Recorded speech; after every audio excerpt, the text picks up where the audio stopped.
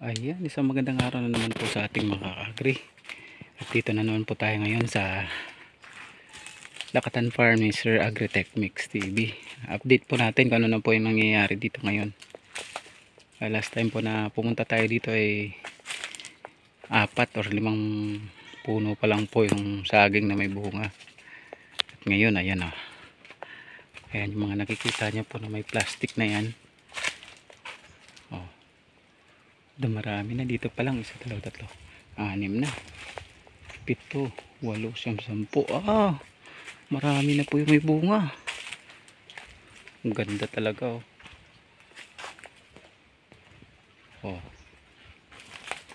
ito, ayun doon may mga bunga na rin.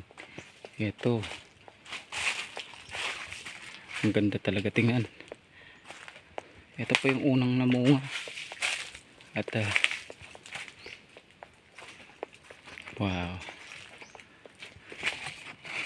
medyo nagkakalaman na po siya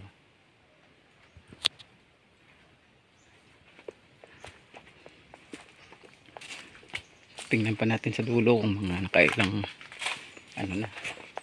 ilang bunga na.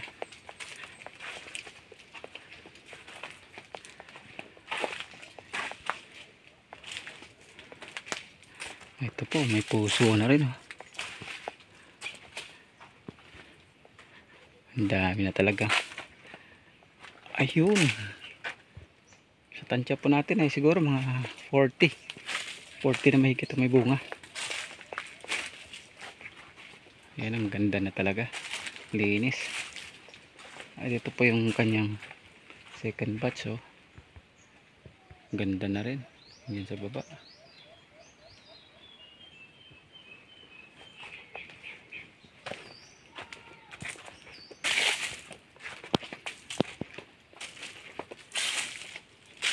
Pati po yung third batch ni Sir Agri ang ganda na rin Ayun,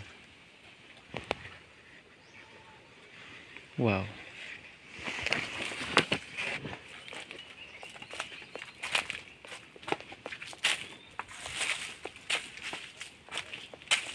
Daming na pier dito.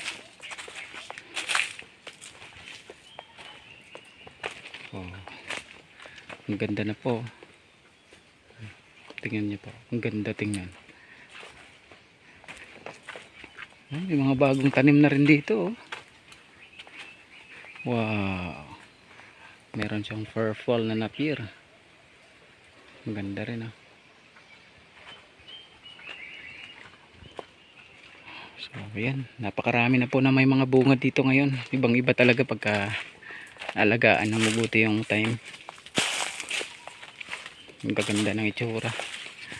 Isa pong sekreto dyan ay makikita po natin sa puno ng saging ni Sir Agri. Ayan po, sako-sako po yung dumi ng kambing na nilagay po dito. Kaya tingnan nyo po yung puno ng saging ng lalaki Ayan, lapit na po mamuso yan.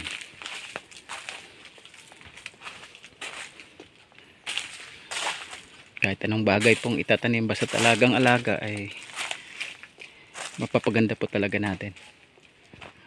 Ayan po, yun lang po namang update natin ngayon dito sa Lakatan Farm ni Sir Agri.